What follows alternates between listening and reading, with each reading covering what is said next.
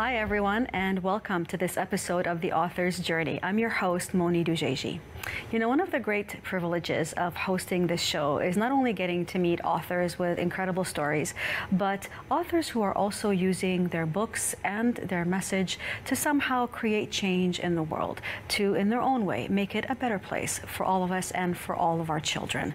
My guest today is just one such individual. I'm so delighted to have on the show today Lindsey Barr.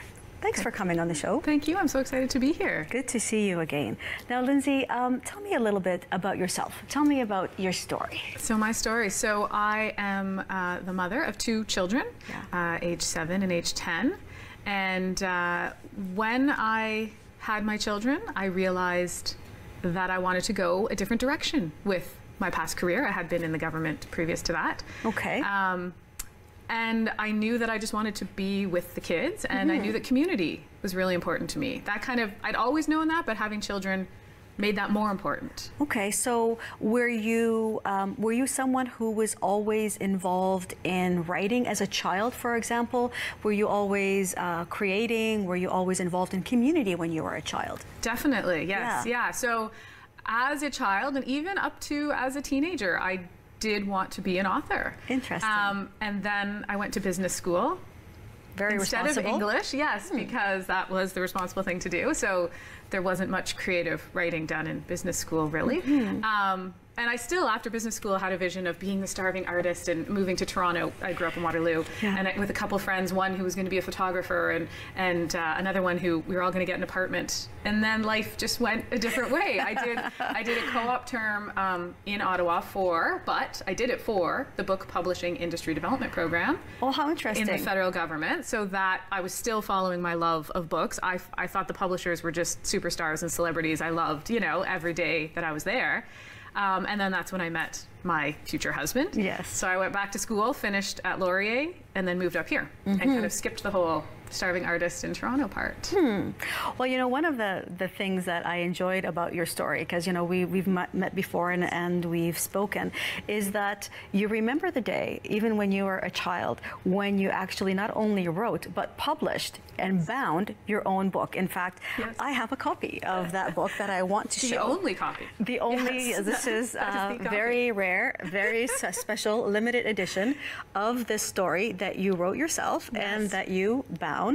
If we can see that here, yourself. Yeah. So tell me how this came about. How old were you when you wrote this, your first book, and published your own first book? I think it was grade 6. And it was a program. It was kind of an enrichment program, and there were maybe about 10 or 12 of us selected. Yeah. And I remember going up to the mezzanine in the library, and we'd get to go once or twice a week, and we'd work on it. And we had to do the artwork ourselves, and I think you noticed it's typed on a typewriter. I don't remember if I typed it. Yeah. I think the invitation to... Oh my goodness, yep. So I don't think For those of us who remember typewriters and actually typing on the typewriter, so that's what it is. I think what happened is I probably hand wrote it, and then the teacher reading it typed it up for us, gave us back the paper, and we had to illustrate it. And then we got to read it at Café Bonchois at a very important night, and the mayor was there. So the fact that that's like my most clear memory probably from all my elementary school experience. Yeah, and then when we had our meeting and I brought that up, I was like, I can find it for you. It's right in a drawer. I know exactly where it is. So obviously this was an important piece to my story. Of your story. It's funny because when you ask somebody, do you remember, you know, when you were a child, but for you, as you say, you knew exactly where that book was and you brought it right out. I did, yeah. But, you know, obviously you say that life happened and that you didn't follow your dream of, you know, becoming the starving artist, but you were still somehow involved with books and the book publishing world and the world of creation, obviously. Yeah. And I know that inspired you in some way to continue writing, because when you had your kids, you mentioned to me, you felt that there was a need for community. Can you tell me about that and what started this whole process of you even thinking about your first book? Yeah. So I knew in my heart the type of community I wanted to raise my kids in. And it was, you know all your neighbors, the kids can go door to door, knocking, you know, looking to see if there's friends to play with. When they go to the park, there's a crew that they know. All ages, you know, it goes back to, I remember playing out till the streetlights came on, right? And you'd sit and you'd wait for the moms to open the door and say, okay, it's really time to come in. And we always waited till the third time they actually called us, right? And then we'd go in. So it was that feeling. And then I realized that it wasn't just there. That wasn't exactly how the world was anymore. I don't know, just wasn't there. So I thought, well, if I want that, I have to build it. So I started organizing things, organizing even little things like we would do park crawls. So we would park crawls, yeah. So I guess I should say I started by gathering email addresses. I would, if you want to get on my email list for the neighborhood, and people would. I got up to like 170 emails in my neighborhood. Just by going to the parks and being with other parents and just, wow. And just asking, just saying like, I've started this, do you want to be on my email list? Yeah. And so then I would email out, like, here's the schedule for the park crawl. We're going to start at this park at this time. We're going to play for about an hour, and then we'll move to this park. And then sometimes families on the way would say, okay, come in here for a bathroom stop and popsicles, and we moved through the neighborhood. So I just kept trying out things that I wanted to try, that I thought would be a good idea. Yeah.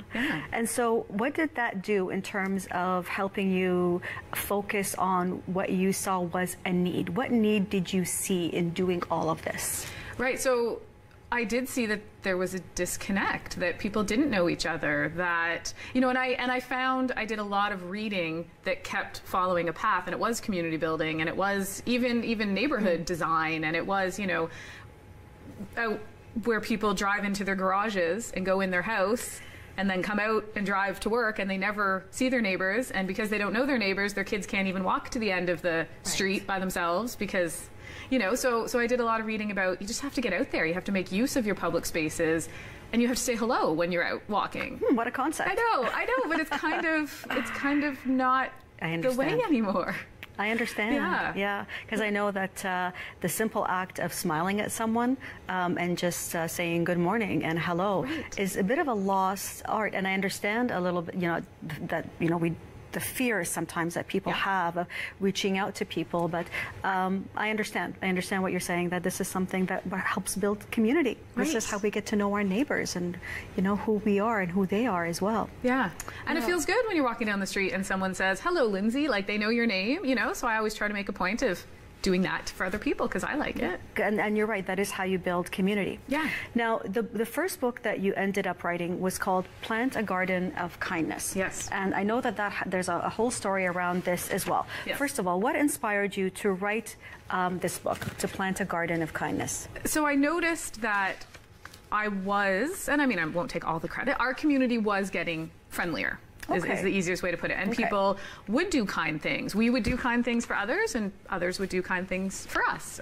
For example, I remember one of our neighbors, we were going on a drive somewhere, and they put together like a little care package for the kids, like entertainment for the car ride. It was a small thing, but I was like, so that's one of my acts in my book, right? I was like, that's a good thing. So I just kind of took all these things that I'd seen happening. It's kind of, once you open the box to do this, it multiplies, right? So, and I thought, I'm reading all the terrible things about other communities that don't have this and don't have the connection, and maybe a guidebook would be good. And then the idea just kind of came to me. Fully, it was like 75. Let's do 75. So I sat down and I wrote 75 acts of kindness that kids can do. Really easy things. And I say nearly all of them have been done by us in our community or by others for us in our community. That's wonderful. Yeah. And then I sent it around to a kind of group of women, of moms in the neighborhood, kind of my review group, and it was my friend Ellen who said, what, this should be a journal. Like every act should have its own page. Right. Like, that's it, done. Yeah. So it was a group effort. That's great. Well, one of the things that strikes me with this book is as soon as I looked at it, it's like, oh, this reminds me of this book. Exactly. It reminds me of that same kind of binding, the same kind of look and feel of what you first did when you were in grade 6. Also has that kind of feeling here. So did you do everything yourself for this first run of the book? Yes. Is that right? So when the book started, I just said, we're going to do it. We're going to do it. I was working for a great company called Arts Express at the time, who I'm still friendly with, but I'm doing this, so someone else has taken over that. But because of Arts Express, I had a Sharp, like a professional size printer that had been, they're a company in Toronto, and they'd given me the printer up here to use. So I said, can I print my book and pay you for the pages, that I use? And of course, the executive director, Daynell, who is so supportive, said yes. So I was like, okay, I've got the printer. That's so much cheaper than going to Staples, for example, right? I can print it in my own basement. So now I need to bind it. So I went on Kijiji And as the universe works, that day, a $50 binding machine was up for sale. And so I need to buy that. So I went, and I meant to look this up. I can't remember the exact name, but it was something like the Canada Council for Social Humanities or something. And they were to do, the serendipitous thing was they, support writers.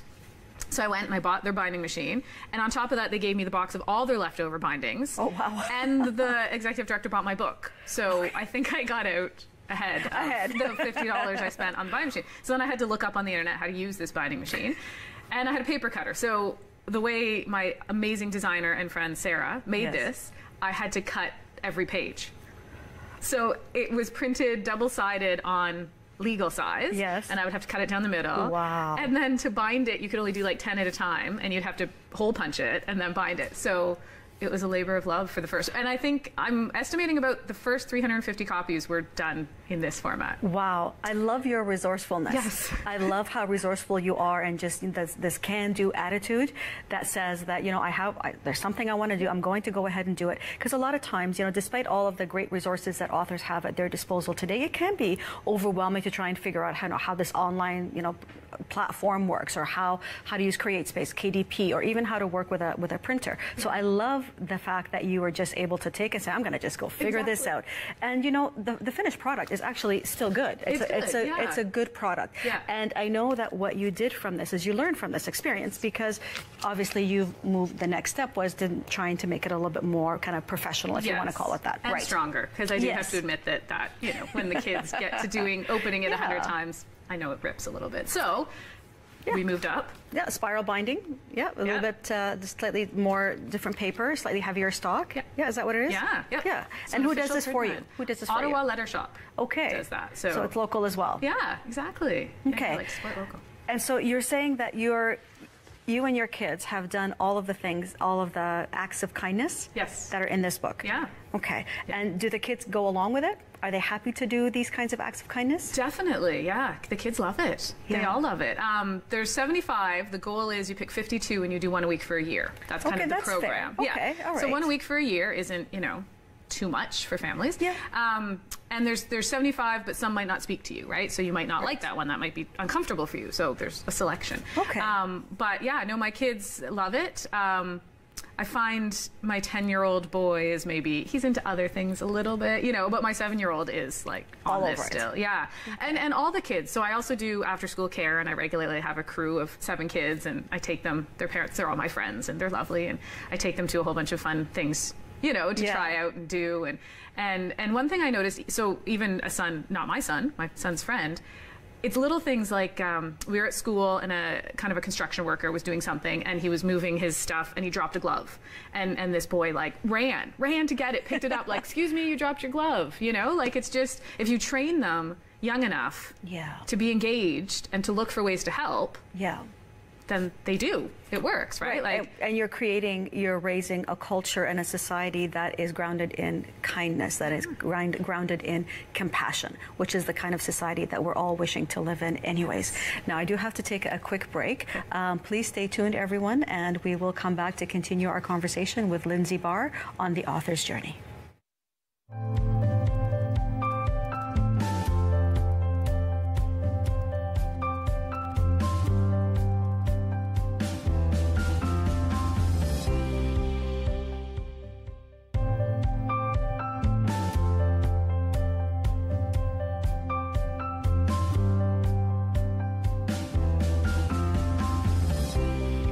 Hi, everyone, and welcome to The Author's Journey, where I'm continuing my conversation with community activist and author Lindsey Barr.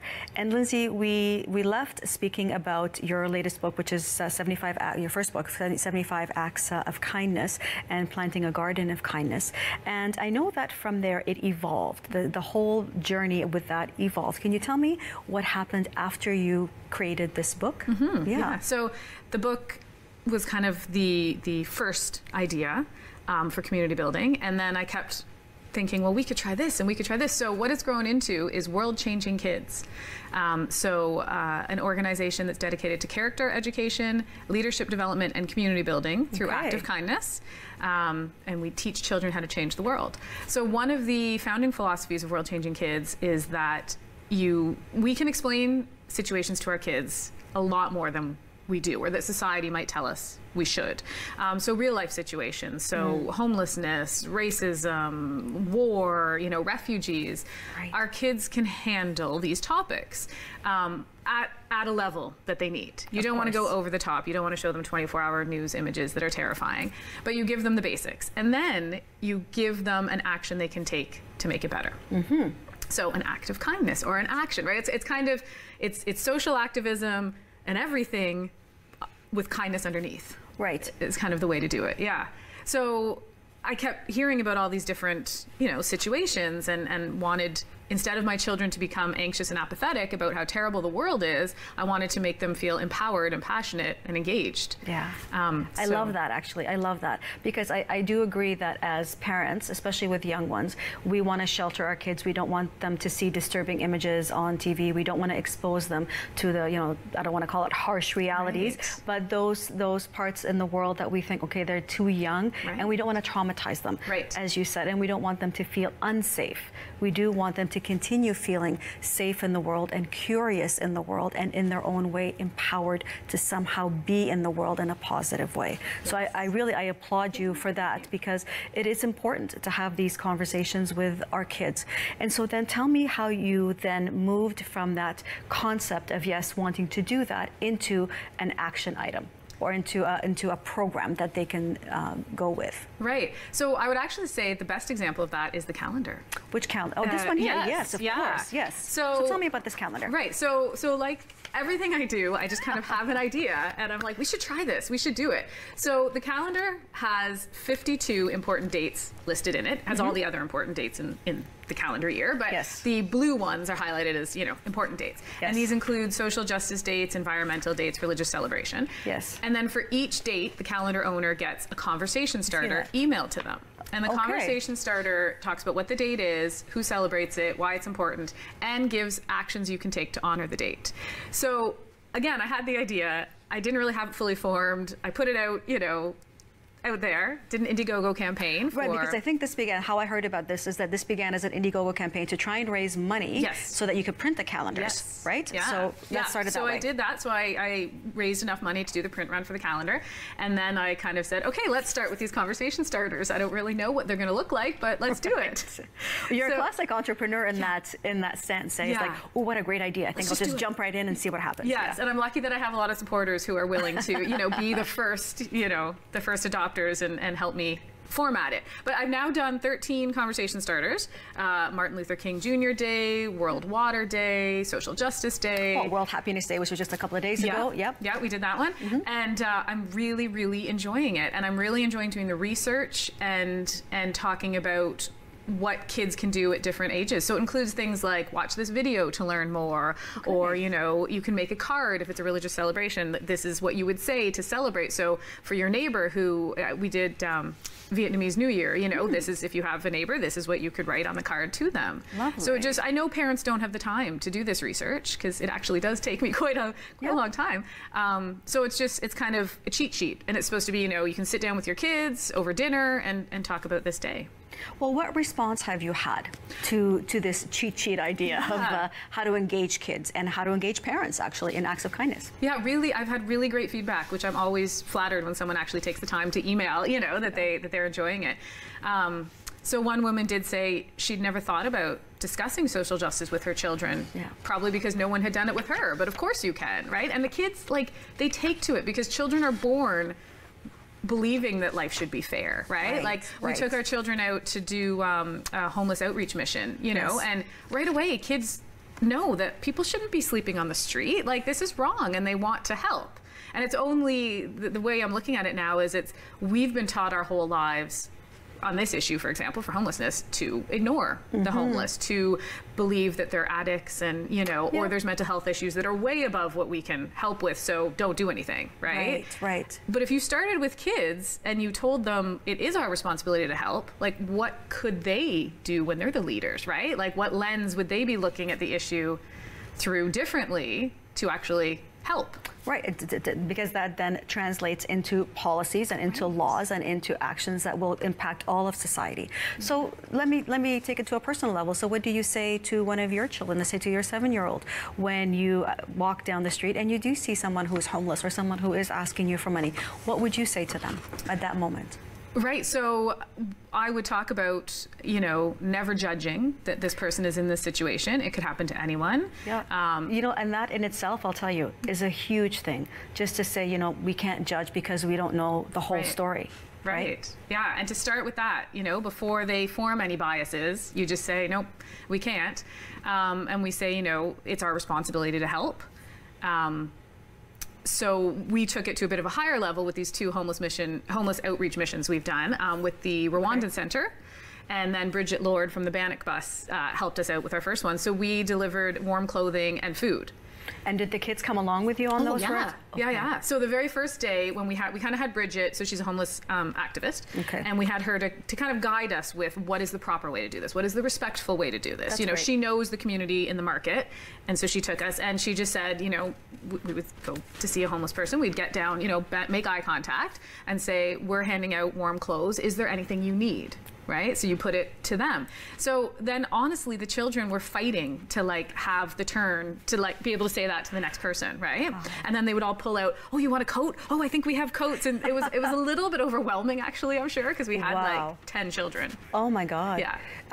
That's actually very heartwarming to see, because I do agree with you. I think kids, given the opportunity and given the context, given the proper context and understanding that, you know, you can approach, they are human beings, they are individuals just like you are. And when you set the context for them and you allow them to do that, I so agree that is going to create adults that have that compassion and that have that empathy. Right. Good for you. Congratulations. Yeah, that's giving fantastic. them a safe environment to practice kindness, right? To and then my other kind of founding philosophy is that you never know which area is going to spark an interest in a child, right? You introduce homelessness to a child, is that going to become their life's work, right? You introduce indigenous, social justice, indigenous, issues and reconciliation, right? Like, and the kids will do all of it. Like they're not against any of it, right? Yeah, I love that. Yeah. You know, I can imagine that this can be such a fulfilling and enriching activity and project. Yes. What has been the most satisfying part for you in all of this? Seeing the change in the children, and especially when it's not even my own children. I'm more touched when I see, you know, the children that I'm taking around with me blossom into these. So, for example, we were at the launch of Kindness Week this year in February, and this is our 3rd time going, and I've brought a crew of kids every time out there.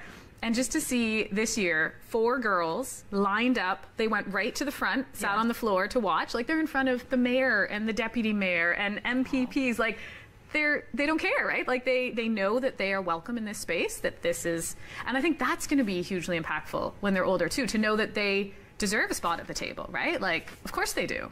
And I love that, especially for young girls. Yes. Yeah. Yeah. And that was the thing to see, and to see that some of these girls had been quite shy previously, right? But I've taken them to enough crazy, you know, let's go here, we're going to go to the Women's March together, we're going to even take them to the retirement home to visit with our elders. Like at first, the girls who tend to be more, a little bit shy, reserved, you know, they stood back, but by the 10th time, they're running in, right? And just the confidence that builds. I think that's wonderful. You know, I think what you're doing is something to be applauded, and you know, I think it's great that you keep coming up with these creative ideas and these creative ways to be building a resilient society. Because in the end of the day, we are building societies that are resilient because they are founded on compassion and generosity and looking after one another.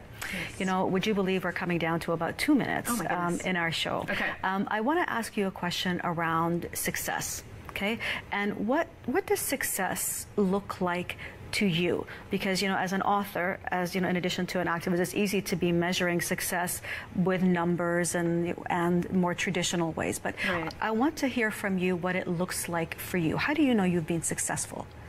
Right, I can feel successful taking it down to a very basic level where, you know, I remember there was a time we were skating at the rink, and there was a little boy he was there with another birthday party, so another mom was in charge, but he needed help, and he called me. He was like, Lindsey, can you come, tie my skates? I was like, I would be honored, that you knew my name, that you felt comfortable talking to me.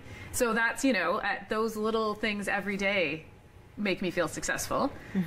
Yes. I think that's great. Yeah. That's great. More than just the numbers, right? Yes. More than just the numbers. Like the numbers too, though. The numbers are good. I gotta get there too. But yeah, the individual basic level, just to see the kids. Yeah, and I don't want to leave without mentioning that you created a special edition of your kindness book for CHIO. Yes. So how did that come about? Yeah, so I went into CHIO with a number of Valentine cards that had been made by children, and then found out you can't give Valentine cards because of germ and contagion. So, but that turned into a meeting where we came up with a book, 75 Acts of Kindness, some of them specific to CHIO, and then we split the proceeds with CHIO. So I just wanted to be able to give back.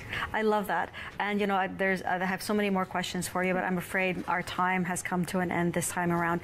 I want to thank you so much for taking the time to come in today, for all the things that you are doing to build the kind of world for our children and for all of us to live in, because obviously it's with children that all of these changes begin with. So the website and your information is up on the screen. Perfect. For those who want to reach you. Thanks again for coming onto the show, and thank you everyone for tuning in to this episode of The Author's Journey, and we'll see you on the next one. Bye for now.